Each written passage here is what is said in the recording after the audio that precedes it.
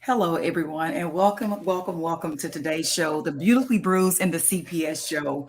I am so excited for this show today for so many different reasons. We always have a great combination of personalities, of stories, of professionals that have come on to share their truth and hopefully to enlighten our guests and our listening audience to be more aware of some of the services that's very unique and special that are so beneficial to our children as well as our families in the whole altogether. So without further ado, I want to welcome one of our guests today who we've been waiting on. And I mean, in a sense where I've had people that have said, hey, I want to know more about counseling. I'm going through this and my child seems to be acting out in all kind of ways. And I want to help, but I don't know how to help. So this is such, Isaac is so helpful to me because I met him years ago and I just really appreciate it. First of all, I don't see too many men in this profession. There's a lot of ladies. It's been my experience. And Yeah. really, and by me having a son, sometimes it takes, another, male to connect on a level that I'm not able to. So, and he's definitely been that. And, just to me to see him be a man that cares about his profession, is very professional, and definitely makes a difference in your children's life as far as their behavior and things of that nature. So I'm always have to start out my show and say thank you to my Lord and Savior, because I know without him I wouldn't be here. I'm gonna be honest with you. Life takes you to and fro, so a lot of challenges that may come about, but he gives me the grace to keep going, to continue the strength. And I just like to give credit where credit is due. That's just the way I do my show here at Beautifully Bruised and the CPS show. I am your guest, host Latrika Jones. And again, welcome, welcome, welcome. You definitely want to tune in. We have a treat for you today. This is something that you want to get your notepad, you want to take notes, you want to listen, and you might want to even replay this back if you missed some of the segments. Is that important? Something I wish I would have known years ago when I was dealing with my ordeal. So without any further ado, Isaac, welcome. Thank you. Thank you so much. Put me on the spot. You said get your notepad ready. I'm gonna try my best. So No, thank no. you so much for having me on. I really appreciate this. Oh, absolutely. No problem at all. And the good thing about this platform, Isaac, is that you can replay it 24/7. So Yeah. if, yeah, you know what I'm saying? So if Yeah. something you forget, you can always, There play you it go. on. It's all Yeah. right. There you go. It's a win-win Absolutely. Yeah. situation. So Yeah. yeah, so I actually want to just dive right in today. Can you just tell us, a little bit about yourself and what made you want to be a counselor? What brought you into this profession? Let's see. I became a licensed psychotherapist. I've been doing this since 2009 Wow, when we started our practice. So I guess that's going on 14 years. my God. What made me want to do this? I think for me, I've always just loved connecting with people on an intimate level. Right, I've never really been one who's been big on speaking in big public forums right. with larger people. I've done that. I've done that in my profession, Uh-huh. but I've always enjoyed connecting with people, families on a one-on-one basis. I've always loved doing that because I feel like that's when you can kind of, Right. it's just really organic and you really um, meet that real true person. So I've always just had a love for that. When I was a kid, I played sports. Mm-hmm. So as a lot of typical kids, like your dream is to go play professional in football. And for me, I played football. I played all three sports, but football was like my favorite, was the sport I was best at. Okay. And then, but as I got through high school, I moved to Texas when I was a junior in high school, and I had some setbacks, I had some injuries, Right. and by that point, I realized that football was not going to be in my future. And so I knew when I was going to college, I always knew, I just, with that in mind, me wanting to be a therapist, because I just love connecting with people. So I just knew once I got to college, that was definitely what the route that I wanted to go into. I love that, Isaac, because you're so right. When I noticed that too, like you just said, when you can chime in on a personal level, you Yeah. know, you know what I'm saying? You can get Yeah. something that you won't be able to experience in another way. Yeah. And yeah, so I love that. That makes a huge difference. So you say you've been in okay, because this is what I used to always wonder. So can Right. you better help our audience understand the difference between, you say you word it as not just a counselor or just a regular therapist. Right. What is the difference between those two? Yeah. Because those Yeah, words are very interchangeable. Okay, I'm gonna try the exactly. best I can. Okay, so my license is called an LPC, which is a licensed professional counselor. Okay. Therapy is basically the service that you provide. So you might use those words interchangeably. Mm, Counselor, um, um, that's my therapist. That's kind of what I go as. I identify myself as a psychotherapist because that's kind of encompasses everything that we do. wow. But the license itself is called LPC, which is a licensed professional counselor. Wow. And in the field of mental health, there's different type of licenses that can provide counseling or therapy, if you will. Right. I have colleagues who are LCSW, which is like a licensed clinical social worker. Mhm. They can provide counseling and therapy. An LMFT, which is a licensed marriage and family therapist. Mhm. They're also able to provide therapy. It's just basically the schools that you go through. For Oh, some who go to get their master's degree in social work, they'll then based on the colleagues I know, I don't have I'm not as I don't have a my background is not in social work, so mhm, mhm. um, just kind of going from what I understand from my colleagues, then they basically they go the route of being a licensed clinical social worker, or there's some a licensed chemical dependency counselor, and those are the ones that I believe specifically work Right. with the who have a substance abuse addiction issues. They go there. Oh, So I oh, hope that I hope that kind of answered the question. So and they get interchangeably, but there's different fields, there's different education backgrounds, different licenses that also are able to provide counseling. Mine is an LPC, a licensed professional counselor. So that's my educational background. That's my license to being a therapist. wow. I'm glad you explained that because I know sometimes, and I don't know if the audience can have had this experience, but I see some those initials, the LPC or the LCC and all this. I'm like, Right. what does Yeah. all these initials mean? So you Yes. you Yes. have to bring clarity. It's maybe because of a specific area that they're in. Absolutely. Yeah. You're right. So that Yeah. makes a lot of sense now.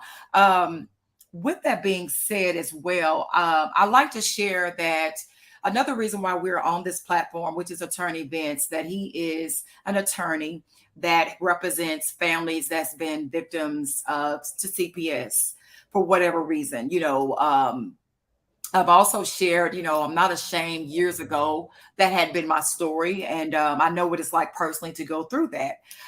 So with that being said, Isaac, this is another reason why I think your profession is so helpful for families is because if a child that maybe have witnessed CPS or anything of that nature, so a lot of times they may be traumatized or just, um I just see counseling, therapy, however kids play therapy, it's just beneficial.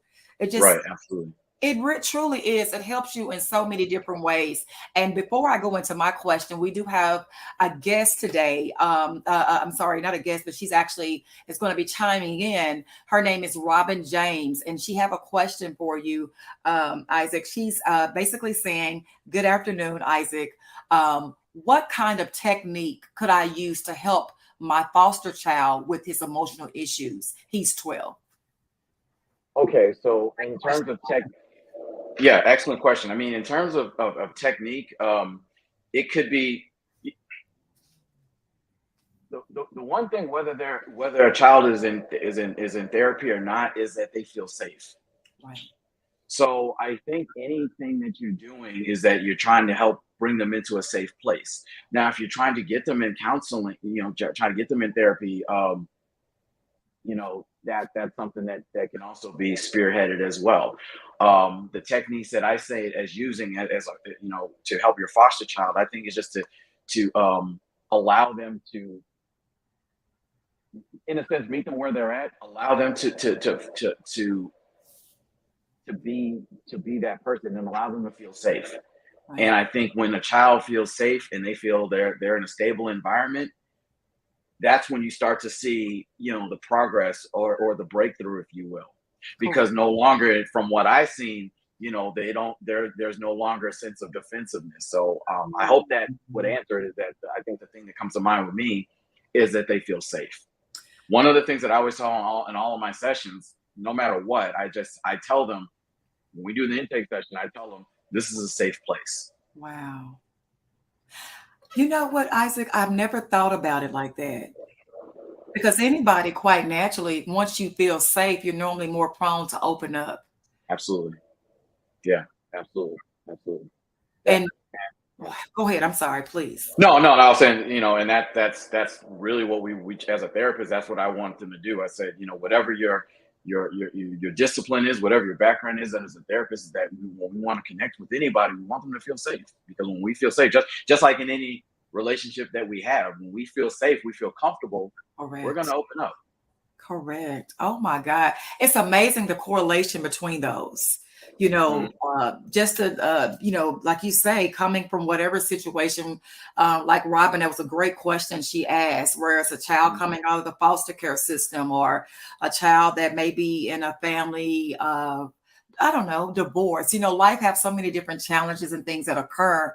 Can I ask you with that question that Robin asked, with the services that you provide, and first of all, Isaac, can you please, I'm here in Texas. Can you also, I'm going to give you towards the end of our show today, if you have any contact information where, say some of our families that's watching saying, hey, I'm noticing that my child is seeming to be having something mentally going on, and I don't know, again, how to address it. So I would love for you to give out your contact information as well at the end. But I want to also ask you, with the services that you provide, does it normally help overall dealing with a child with their behavior, or is it more specifically towards a specific area of your expertise in the services that you provide?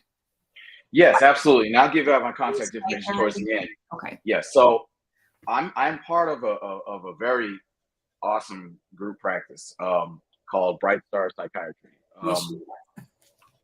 What we provide there is that we encompass a lot of things. It's myself as a psychotherapist, along with, we have a psychiatrist, we have a team of nurses, of psychiatric nurses, and what we do is that what we try to address is all of those things, because every child, adolescent, adults, every person who comes to, when you're coming for any type of help, it's different for everybody. So it might be because they're coming forward because they're having issues with depression, anxiety, anger management, ODD, which is called oppositional defiance disorder, ADHD. They might need they might need the aid of medication.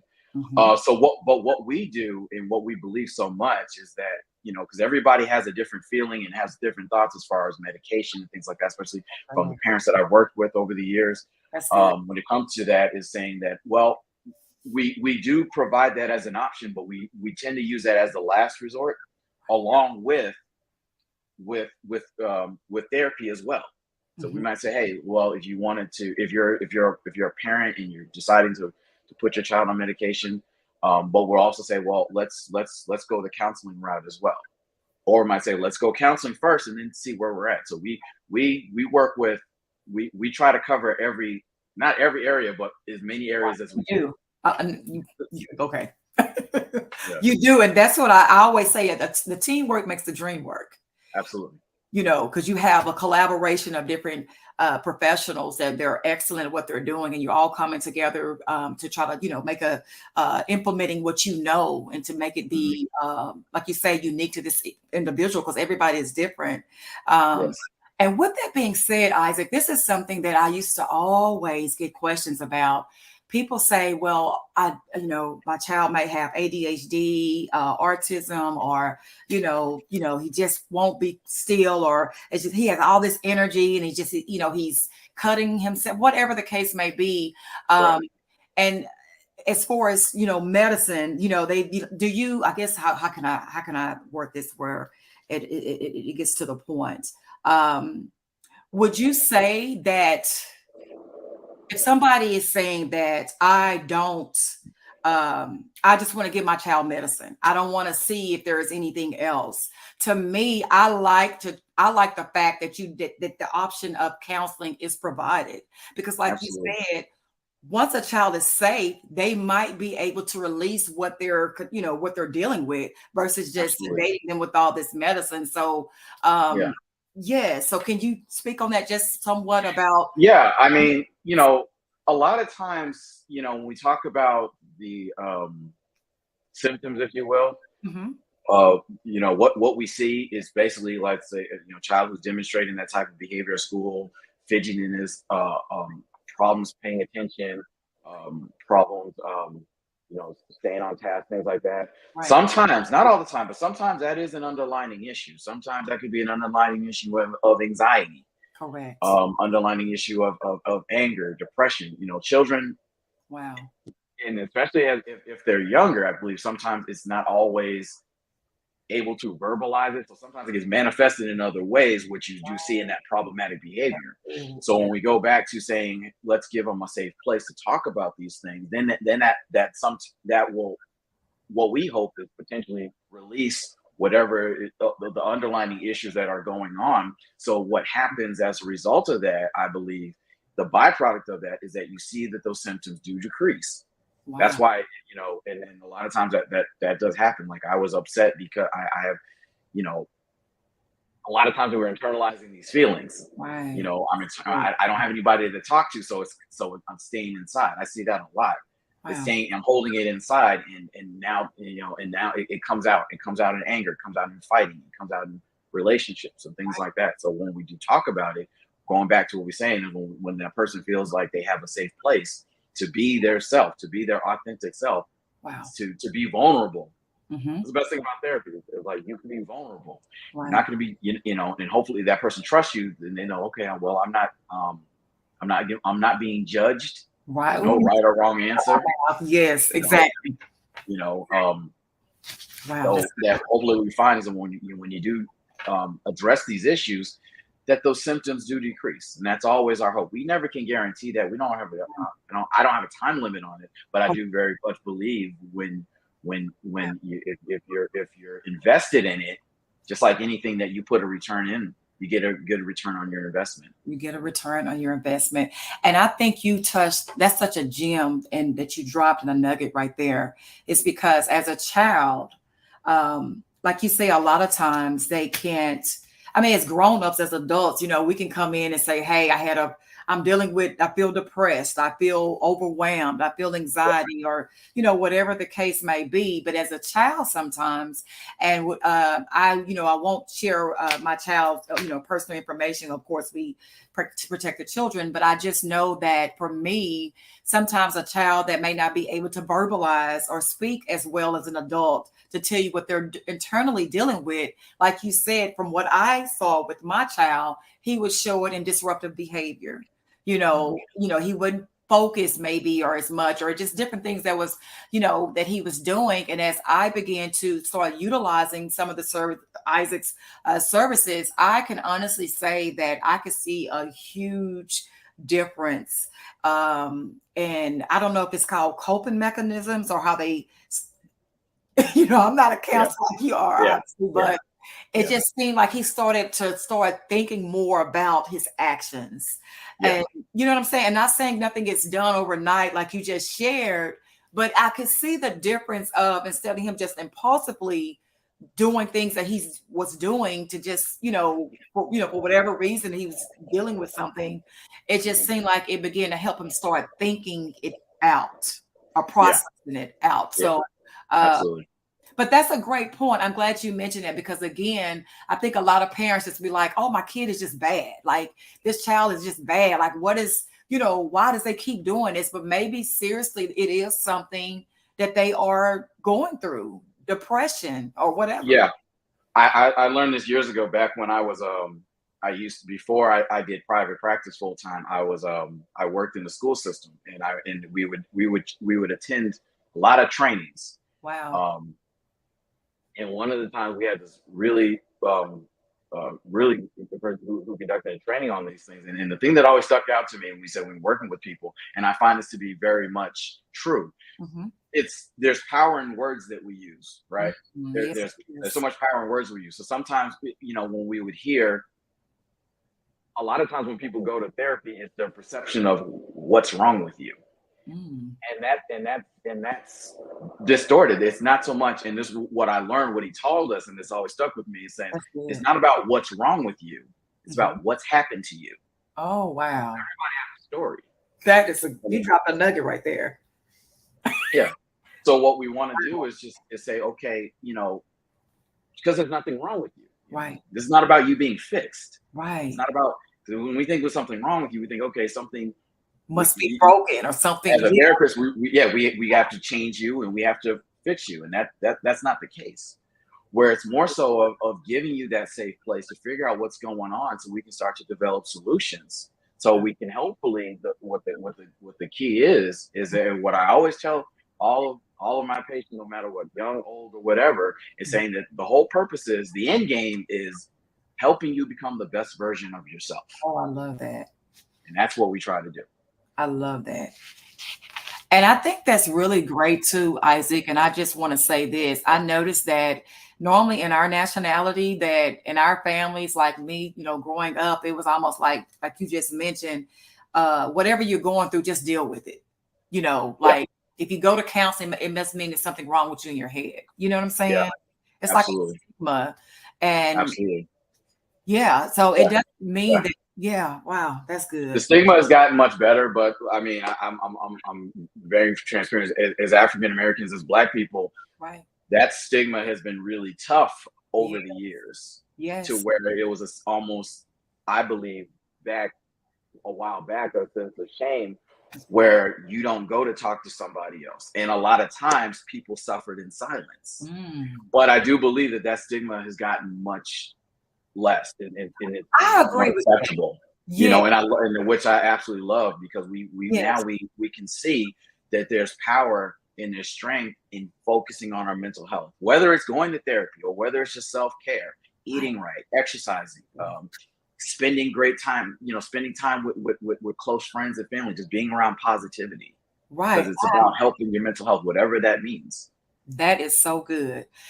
And I try to keep that in focus on our shows, like, self-care. I try to push those things because sometimes it just takes you just getting it out. Yeah, If it's just yeah, journaling, writing it down, whatever, just getting it out of your absolutely. head on to someone, like you said, you trust, your family, your friends. I know for me, it makes a world of difference, because when you're going around stressed out, and especially in the world we living in today, you're hearing about all these shootings and all these people, go ahead, Isaac, Yeah, whatever you want to yeah. say. But No, absolutely. Yeah, yeah. Well, what I'm just such as yourself, a huge believer in self care, because mm, a lot of us, we're so many things to so many people, right. and in this profession, when you're in such as what you do, when you're in the giving profession, what Mhm, are you doing? You're giving of yourself, you're giving of your time, you're giving of your energy, right. and at times that can make you feel depleted. So when we're talking about self care, what that does, that kind of refills you, so that way you can continue to give to others. So Yeah. that's why it's important that you give to yourself. Oh my God. Listen,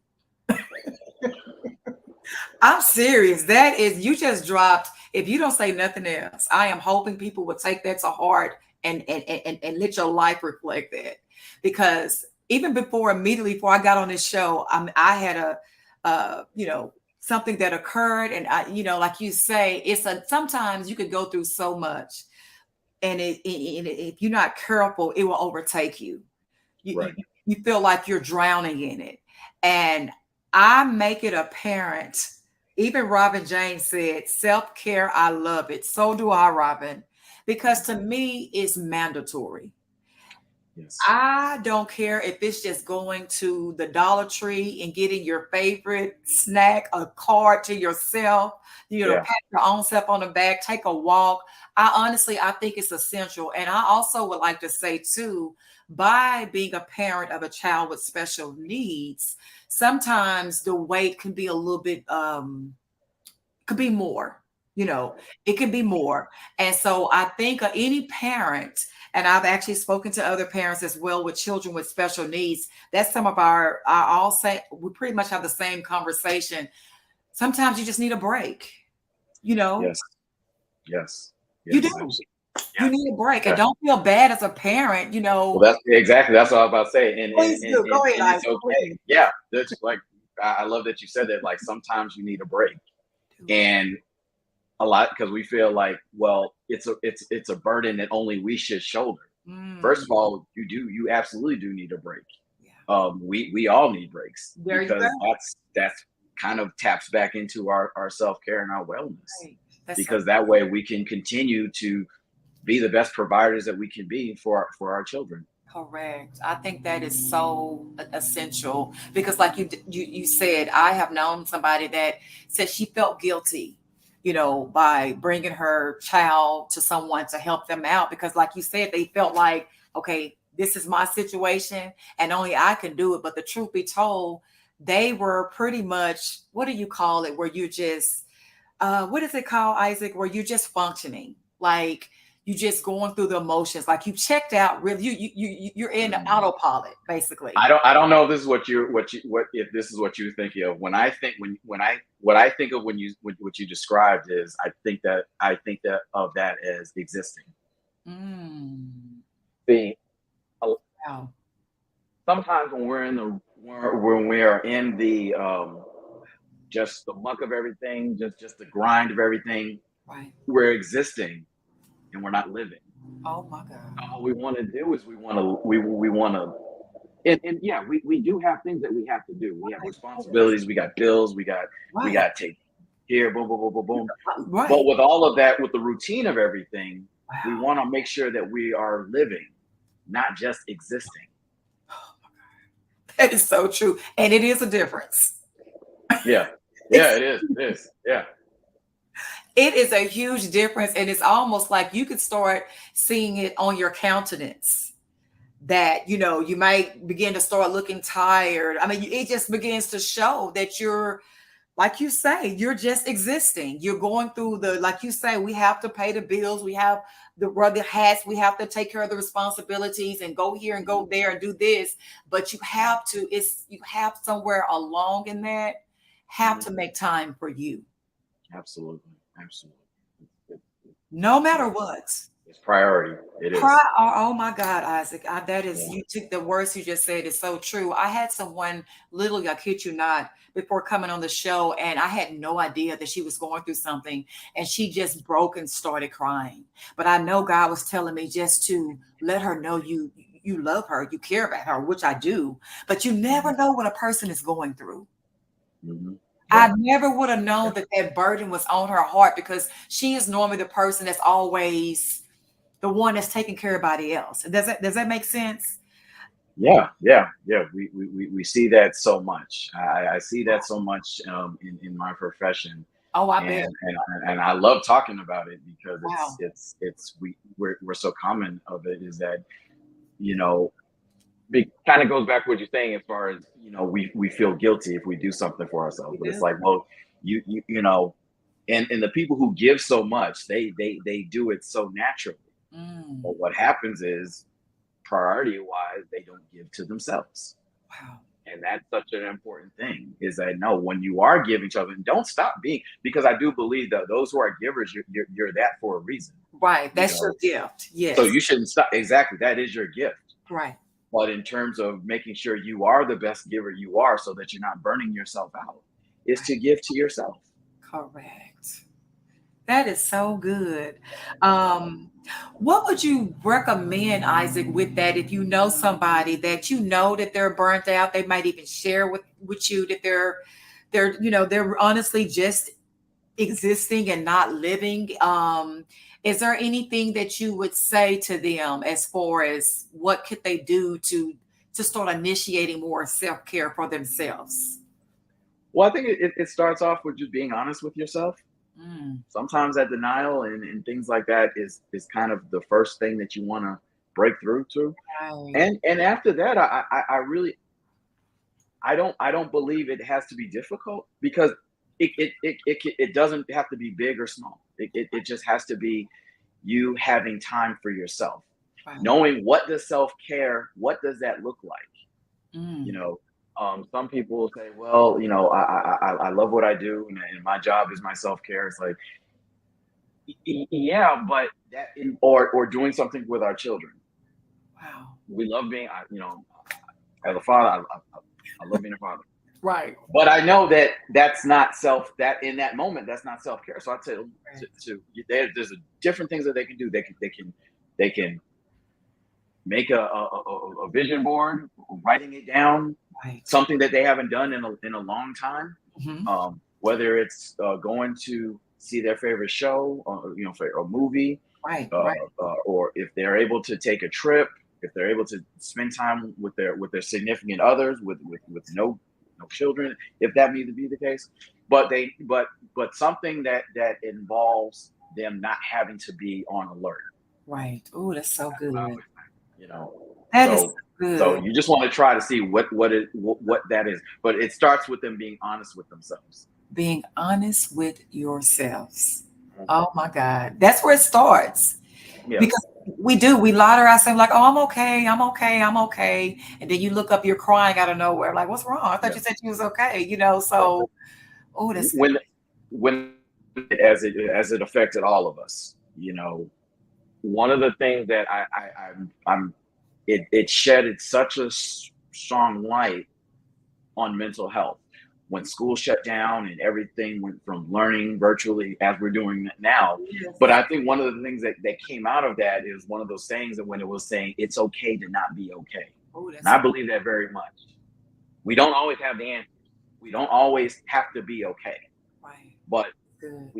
but it's so important for us in order to get to a good place. We have to first acknowledge Exactly. and be honest if we are not.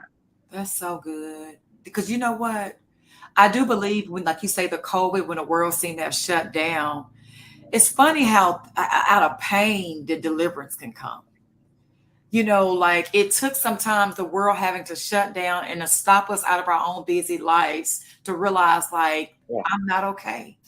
yeah, yeah, yeah. It did. It did. It did. And it was one of those things that affected everybody in this world, either Everybody. directly or indirectly. And that was something that we would. It wasn't one of those things that we could look at from afar and say, "Oh man, that's messed up." Right. Anyway, but that's what I'm doing. No, no. This Right. touched everybody. Everybody. It was global. I mean, Yeah, yeah, yeah, like everybody was affected, and it made you, to me, be honest. It was such in your face where you mhm, had to, like you say, a lot of virtual. This is to me where, Zoom and all these other great platforms and the platform we on today, we didn't have no mhm. choice but to Yeah, utilize these type of yeah, services absolutely. today. Yeah, And yeah, and it just kind of made you families, that you're locked in with your loved ones and mhm, your children. yeah. Some for it was good. Some, yeah, And you can the listening yeah. guests, you can fill in the blank with the answer, but There you go. but but it Yeah, brought on a different reality, and it it did. really Yeah, it it did. truly did. Oh my God. So with that being said, I do, yes, it is something about that. It just kind of made you look in the mirror or observe what you're dealing with, and it make you want to, like, okay, I need to be real about where this is taking me. And I think a lot of people, like you said, Isaac, I want to piggyback on that. It seemed like that stigma is kind of easing up a little bit because people Yeah, realize, yes. yeah. It is. It is. And rightfully so, because I always look at going to therapy. Mhm. It's never, I don't think it'll be on the same level as any of our other providers, but it's pretty much close to it. What I mean by, we go to, I was just having a conversation about this the other day. Okay, When there's something wrong with us, we go to a medical doctor, like we're having any type of physical pain, discomfort. that's Our, good. our teeth, we go to a dentist, Right, or we go through our daily checkups. right, When our car hits the 3,000 or 5,000 marker, what do? We take it to get an oil change, we get a tune right, up. right. therapy is along those same lines, because what does it have to do with? It has to do with maintenance. It Wow. has to do with preventative maintenance, if It- anything else. To say Correct. check in with somebody. So it doesn't mean that, so the stigma of, oh, you're going to therapy because you're crazy. You're going to therapy because there's something wrong with you. Right. No, it's starting to be part of our conversation of what I always hope that it continually goes towards. Saying, well, you know what? Yeah, I was talking to my therapist about that the other day, and they said blankety blank, blankety blank. And nobody's looking at you like, therapy? What you mean? Like, what? You see what I'm saying? It's Yeah. not a hot topic, but it's part of our everyday. It's almost part of our everyday vocabulary. And that's, I for love me, it. that's what I hope that it will continually go towards, because Yes. mental health and checking in on your mental health to be normalized. Oh, that's good. That's so good. I do. I totally agree. Oh my God, that is so good. Because matter of fact, we had a guest previously on the show, and that's what she said. It seemed like if you have, God forbid, some type of, disease, cancer, whatever, medical condition that you may have, where obviously you have to go to the doctors to get treatment, to get help with that medical condition. But like you said, if you say, I'm dealing with something mentally where I don't understand why I feel this way, the guest shared that people look down on her, like, oh, you must be Yeah, something wrong with you in your head, yeah, but she said as long as the other person was having a medical condition, that they was starting a GoFundMe. They actually supported the cause of them getting yeah. help. So why doesn't the same thing apply mentally? I I think, just my opinion on this. I think we because I think one is tangible and the other one is not. Hmm. See, when Wow. somebody is hurting or broke their arm, you can see it, Right. You can. and sometimes it takes longer to absorb when, we can't see our feelings. Right. We can see the behavior. We can see how a person's responding or reacting to, said feelings or underlying issues. But we don't see trauma. You can't see trauma. Oh my God, that's true. So I do believe that that's the reason why, like, we can't, one is tangible and the other one, no, it's not. That's so good. That is so good. And she shared that, she was just like, because if you listen to what people say, they'll make you be like, you don't need any counseling, but you don't know what she's feeling. She said she Yeah, was dealing with thoughts in her mind to harm maybe her children or herself. So to yeah, me, it's just as detrimental, yeah, of a medical condition, absolutely. Yeah, you know? yeah, absolutely. Yeah. So it's good that that person, anytime somebody's going through something, and it's tough when when you say, well, you don't need any counseling. Sometimes we'll hear that from our family, Yeah. and we'll kind of go with that. Well, they said I don't, so I guess I don't. But nobody, even your family, everybody has a story. Everybody has a journey. Only you know, Wow. what you're going through, Correct. feeling. That's So right. it's And important that trust you your are. your Yeah, your instincts and what you, absolutely. yeah, that's a part of Yeah. self-care. Take care of you. Yes, absolutely. Absolutely. Absolutely. So, My mom always told me, no, nobody know how you feel like you do. You yep. know, I know it might sound simple or cliche, but it's true. Yeah. What you're dealing with might be something that I might not respond in that manner, or it might be something I couldn't handle. We're Absolutely. all uniquely different. So yes, I love that you shared that, Isaac. Like you say, you can't see what this person is going through. Trauma is nothing that, you know, um, you never know what they're going through on the inside. That those Absolutely. people that know those voices that she was hearing about harming her children, Yeah. you know? So Absolutely. I think it's Absolutely. very, Mm, yeah, just mm. be mindful. Don't try to discredit someone that wants to go to counseling. Actually, it's something that can make them better. You Yes. know, Absolutely. absolutely. It's self-care it's a part of self-care, if you ask me. Mhm. But I want to just ask you one more thing too, Isaac, and we're almost getting close to the end of this segment. You're answering so many, bringing up so much great information that's so helpful and useful for our families. I wanted to ask you too, as far as is there a such is kids therapy? Is that just basically for children, just for their behavior, or is that the name of it, kids therapy? Is that a true title? And I it's don't think it's um I don't Oh, know. play therapy. I'm sorry. Well, yeah, play therapy is, yes. Okay. I am not a play therapist. Play Okay. therapy is a form of therapy. It is absolutely is. There's licensed. There are great therapists, and that's what their specialty is. Okay. Um, and that's more so, I believe, for children who are really young and Right. maybe cannot verbally express, or for whatever reason they don't have the capacity to verbally express how whatever's happened to them, or to convey their feelings. Right. Once Right. again, going back to a safe place. But yeah, so play therapy.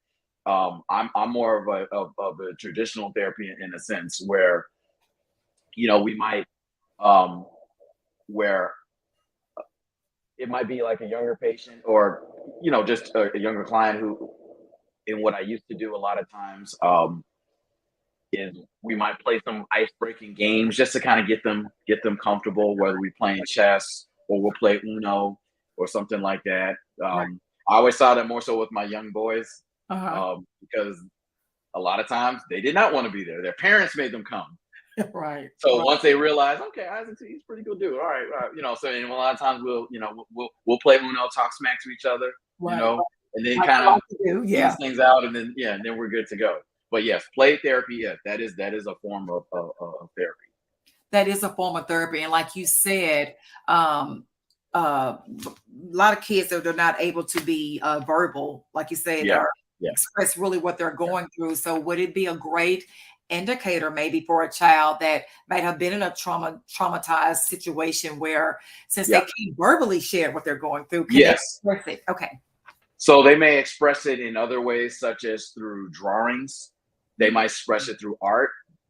They, like they said, they might express it through maybe role playing, maybe how they're playing with toys, or things such as that nature. Wow. So yes, I mean, so they're so it gives them other forms because a lot of, with children, that's their first form of communication Yes, is it through is. playing. Never thought about that. True. Wow. True. That is so good. I never thought about that. Cause okay, that makes a lot of sense. Cause when you said that, it made me think back to teachers where I guess if they notice certain drawings, your child might have drawn in class, they might Yeah. say, "Hey, I'm noticing that he's drawing certain things," and I guess with them, it's just a form of communication since they can't. Well, yeah, yeah, and that doesn't necessarily mean that's a correlation with play therapy. But what that Oh, also is, like with teachers, or anybody who may come across, if they do, that might be an indicator that something may be going on. Like if somebody's writing, if a child or student is writing, or like wow. graphic, or Right, concerning right, right, artwork of like somebody getting killed or something like right. that, that Wow. might be cause to say, hey, talk to the school counselor. Or if Right. it's something that might trigger, they might think, maybe this person is having thoughts of harming themselves. And a lot of times that might start with maybe, like I said, the artwork that they're doing, or writing poems, or something that's telling somebody that there's a concern here that we might want to look into.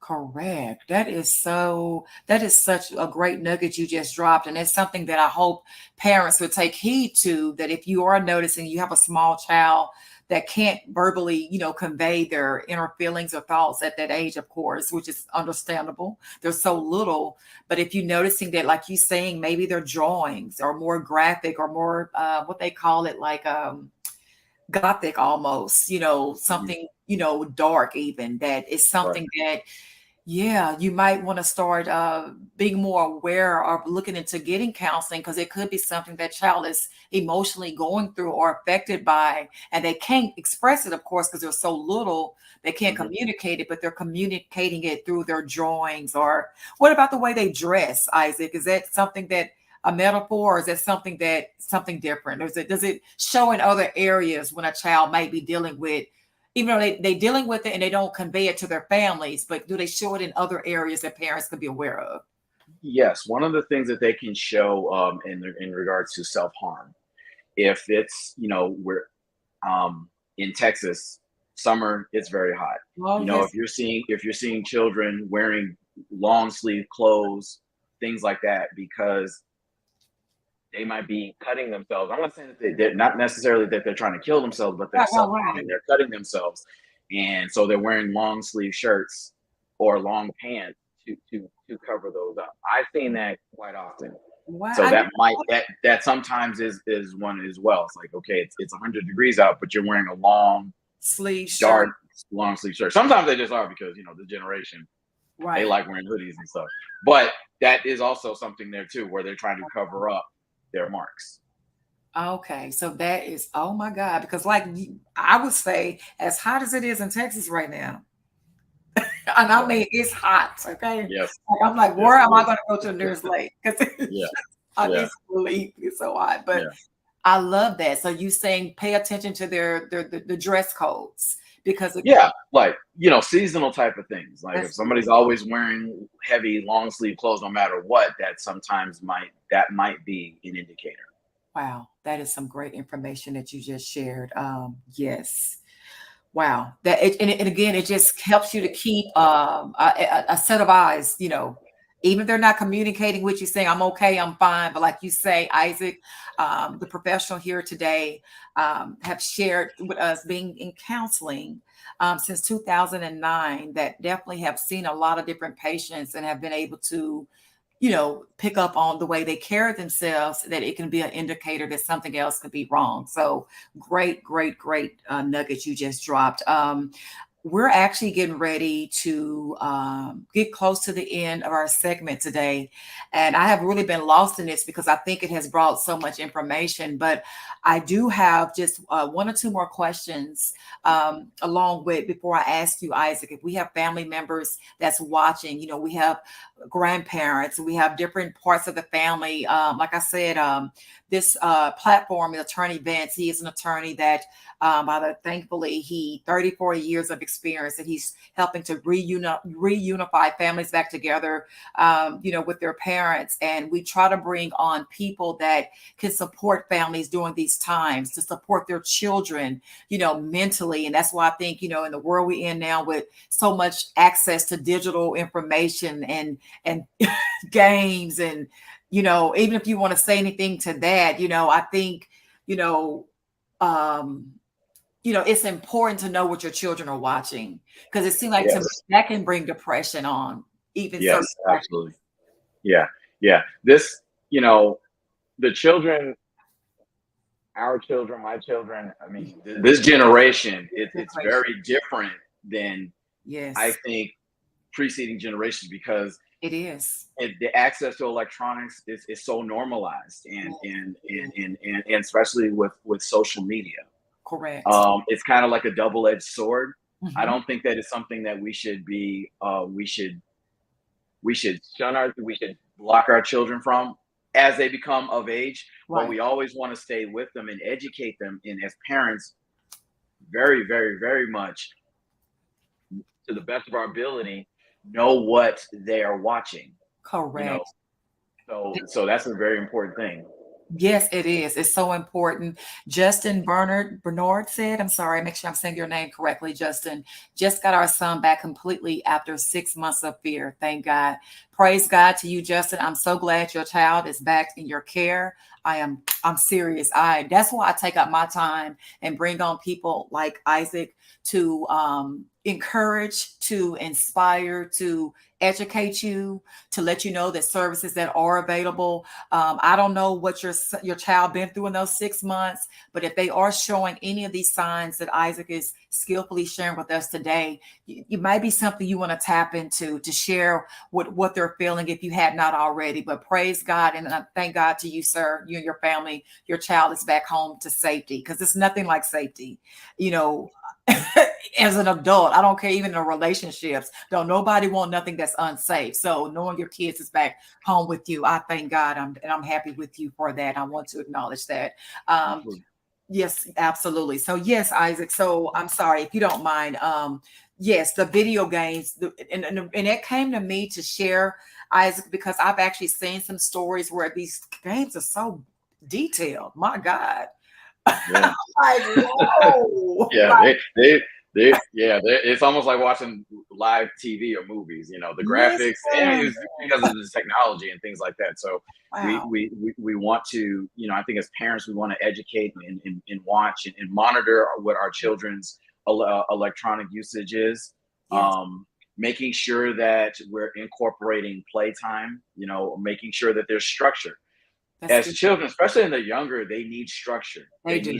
They need routine. Absolutely. They may not, I don't believe that they always ask for it, but they benefited from so much. They need to know, I believe very much is very, I'll talk to parents about that all the time. Like what type of routine do you guys have in place? Mhm. Do they have a set time that they can play video games, or is it only on a set day, or can they play whenever they want? Right. So I think it's important that our children do have structure and that Yes. they have routine, because that gives them a sense of safety. Children want to feel safe. They do want to feel safe. And Isaac, with you saying that, I had heard a story here in Texas where we're located at, is that a child wanted his game and didn't got so upset because he didn't get the access to his game. Do you know he killed his parents? I think I heard that story. Yeah. And I'm like, what is Yeah. happening? Yeah. That takes that type of, I don't know what's in that game to drive a child to go into that type of behavior, and that obviously something mental that had to be going on for him to take a video game, to be that obsessed behind a video game, and when he doesn't receive it, Yeah. it Yeah. shows he killed his parent behind it. Yeah. Right? Absolutely. Absolutely. Absolutely. So Yeah. And I would imagine that there was more to it. right. And but it's sad to hear, no Very matter what. sad to hear. So I think that is a, Yeah. yeah, it's just like you say, we in such a digital world. That's how much, like you say, you have to monitor, you have to set time limits, you have to, I even say filter. I know with my child, I have to set Absolutely. filters because Absolutely. yeah, Yeah. Because one thing about the children are they are they're very smart, ooh, you took and the words out they my they mouth. they know, They you are know big when time. I worked in the school district, Wow. a lot of the social networks, Facebook at the time was Facebook, Uh-huh. or was Right. blocked, and they would tell me, "Man, Miss Connie, I know how to unblock that." I'm like, "How did you do that?" See? It's like, So you gotta be on top of it, because yeah, listen, they know more they than know we how to. do. Yeah, yes, they do. They may They not do. know. We look at it from a standpoint of Wow. how what you're watching could be concerning, but they know how to access it. So They we want to do. make sure that you're monitoring it, and that you're checking in with them, and that we're talking as parents. I think if we don't do anything else, we got to always talk to our children That is so and true. listen to them. Good. Listen to them. And listen to them. And you know what? That is so true. Even like I just know, I had someone that also shared that child might have been 7, a young child, and he literally knew how to go on Amazon to order games. And the mom had the app set up in her Yeah. phone, and she just for her own self and deliveries. And Yep. she's like, "Where all these games get here?" He ordered them on her phone through Amazon, the games he Mhm. liked to play. So Yep. at Yep. 7. Yep. Yeah. So Yeah. I'm like, listen, Because everything's so accessible, they know how to click. So as parents, you got to make sure, hey, don't put your credit card, don't leave your credit card on file, and make sure there's a password that they yeah, don't know. All these type of safeguards and things like that. correct. So you got to be on top of Definitely it. those passcodes. I mean, those passcodes. Because if not, Yeah. you might be getting a delivery from Amazon and you don't know where it came Yeah. from. And you'll see it. Exactly. Or you get that bill, you see, I got $500 worth of charges on here. Exactly. So yes, that is so imperative Right. that you make sure you take those measures into place. And this, we're almost at the end. Oh my God, I know I keep saying it, but it's you're dropping so many nuggets and you bringing information, and also I'm processing everything. I just want to ask you, Isaac, if someone that may be dealing with a mental illness of some sort, whatever kind they may be, and they are not aware of it, which they know that they're dealing with something, but they don't know how to place it. Or are they just thinking, I don't have a mental illness. And I know there's no particular way that you can, I guess, you could just make a person take in self-care by going into counseling. But if you see somebody that you know that they are just an autopilot and they just seem and it's beginning to show in their, in their actions and their behavior, or they're easy to snap on you, or they seem their mood swing is all over the place. What Right. type of advice would you recommend to try to help that person to at least consider counseling of any kind? Good question. I think that if that person you're talking to, my guess is that's a person Who trusts you and you trust them. Mhm. And it's not at that moment, it's nothing, it has nothing to do with any type of diagnosis. Sometimes it's just like, you ever thought about talking to somebody about what you're going through? Oh, that's good. You know what I'm saying? Now Hmm. they have to do it when they're ready. Right. But sometimes, And it might not, and a lot of times it's not on your time. But eventually I do believe that once they know that they're ready to talk to somebody, they will. Wow. So it's just sometimes just by breaching the subject of, hey, you ever thought about talking to somebody? I talked to this person, you Right. know, um, you know, That's I'll go good. with you if you want, hey, I'll give you the name of somebody who I've spoken with. Kind of going back on how mental health and therapy is much more accepted, Right. and it doesn't not that stigma is not as much. But yeah, just doesn't have anything to do with saying, oh well, maybe you have this diagnosis. No, it has nothing to do with it. Right. Sometimes just saying, hey, why don't you? you're going through what you're telling me, And it gets received a lot when somebody else maybe has gone through something similar, or has been in therapy or is in therapy, and they see how it's helping them. That's good. go tomorrow, But it's saying, listen, you should go. And at that point, I would tell that person, it's tricky because no matter what, it's still sensitive. So you don't want to. Hey, did That's you go to true. therapy? Did you go do it? Right. Can't be too much. Sometimes it, Yeah. sometimes you give them the information and trust that they're gonna do what they feel is best for them, That's or some, they'll do it when they're ready. or when they're ready. Yeah, And it seems like you're also saying too, don't come at them as if it's a bad thing, or absolutely. putting them Yeah, down. It's more like, I care about you. yeah, This is something I know that's helpful. yeah, yeah. Yeah, Because there's power in our words. it is. You It's know, such power. instead of saying, "Well, you need to go talk to somebody," I feel it's received because it's not about how we intend it; it's how it's received. It's how it's perceived. So sometimes it's saying like, "Well," instead of saying that, I feel it's received better. It's like, "Hey, have you ever thought about talking to somebody?" Hmm. Hmm. And showing you're sincere, like you said. Yeah, I'm not putting you yeah, down. I'm not. This is nothing of. It's just I yeah. care about what I'm seeing. How you're. And it also, yeah, that too. And it's also saying, I'm not, as your friend, being your therapist. Right. You see what I'm saying? Right. I do. It's a difference. I may not have the bandwidth to deal with what you have. As a friend, I can support you in everything.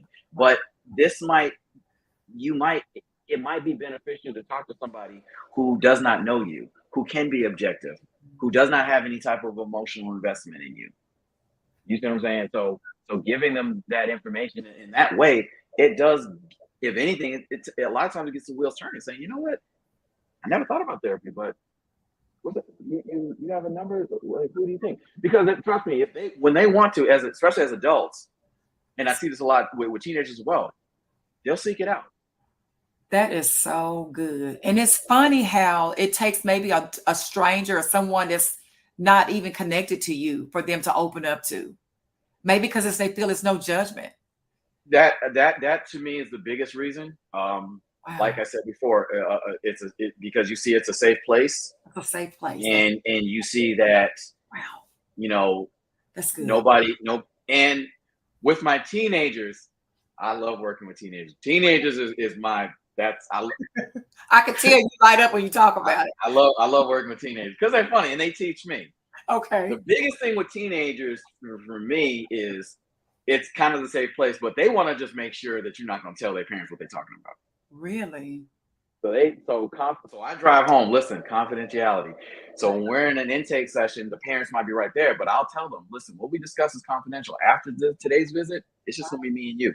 They That's will not be here. They will not. I do mostly telehealth counseling, okay. but I tell them they will not be a part of this. Or if they're in person, I say they will not be in here unless you want them in here. And 9 times out of 10, they don't. They're teenagers, so they Oh, want of course not. to, Of course yeah. not.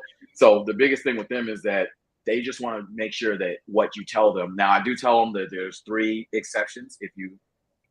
If there's immediate threat to harm yourself, there's an immediate threat if you tell me that you're having thoughts of harming somebody else, or if you feel like you're being harmed. Those 3 things, I do say, well, I do, have to let parents know.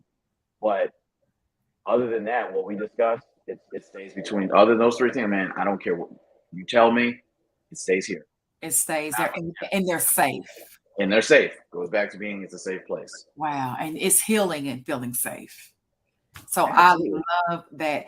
Isaac, we are out of time. I'm telling you, I could sit here, and I know you got a busy schedule and so many other people to help, but listen, I must ask you, because I'm sure, people that's been listening, and I'm going to play this show back later on at some time. If our listening audience, you say you are virtual as well. You provide those services where, like the setup we have today, you don't have to be here in Texas. If customers and our viewers, our listening audience wanted to get in contact with you, can you please share your contact information? Yes. One real quick thing. Okay. If they're outside of Texas, my license does not, I only treat, I do mostly do telehealth, but everybody I see is in the state of Texas. So I just want to put that out there. Yes, my license that everybody's in Texas, but my contact information, you can email me at ijconnielpc@gmail.com. Our website for our practice is brightstarpsychiatrytx.com. Brightstar, just like it's spelled, brightstarpsychiatrytx.com. That has all our information, our intake process, and the steps that it is, and we have a lot of good information on there. Okay, that sounds great. And I'm gonna also ask if Grace, the producer, if she can add the website or the contact information you just provided for people here in Texas that is looking to receive some of these awesome, amazing services that's self-care for you and your children. And with that being said, the services that you provide, this is a service that can also, if a family is dealing with CPS or they want to get therapy for their children or teenagers, and if they're you could also help with that. Yes, absolutely. In our profession, in my profession, I do have communications. I do my profession, what I do, it does intertwine with CPS. Whether it's they just got out of CPS and they wanted to do follow-up counseling, or part of them in the CPS is to have counseling or things like that. Or if there was a report made, they might call me to verify that they are in counseling. So yes. Wow. So not all the time. I don't talk to CPS all the time, but still, it does happen. It does happen. Yeah, absolutely. Yeah, absolutely. So to me, that's even more because, so in other words, you almost already connected anyway. To some degree, yeah. Because anytime something happens, and if they have to sign a release, the CPS caseworker will call me, and most of the time when they call me is to verify that they are in counseling. Oh wow, that says a lot. That speaks volume. Yeah. Wow. So another benefit of your service. My God, I'm glad I asked that question. So Isaac, you have been a blessing to our community. Thank you so much. Thank you. Thank you so much. I thank you so much. Yeah. Absolutely. You're helping families. So God knows you're needed. So keep doing what you're doing. Maybe one day in the future, I'd love to bring you back and we'll have another show at the time. So anytime. Yes, thank you so much. Yes, thank you again. And you have a great day. We'll be in touch with you soon in the future. Thank you. Okay, thank you. Well, everyone, that wraps up the end of the show today. Oh my God, we really had, I hope that this will help you in some kind of way with the services that he provided and the information that he shared. So again, knowledge is power, and iron sharpens iron. So just know the pain you feel today will be the strength you feel tomorrow. Stay encouraged, keep God first, and keep fighting for your children. I am your host, Latrika Jones, and I hope you have a great day today.